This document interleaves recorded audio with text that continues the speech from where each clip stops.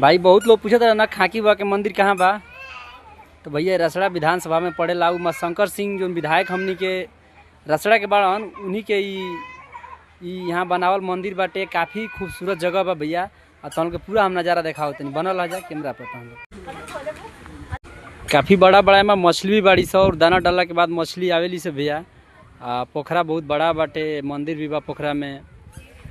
काफ़ी देखे लायक जगह बा भाई। के छुट्टी बा आ लड़कन के घुमावे खातिर गार्जियन या टीचर लोग के कहल जाई, देखा ई खाकी बा के मंदिर के दर्शन करावे खातिर बच्चन के लेके आइल बड़न जाई।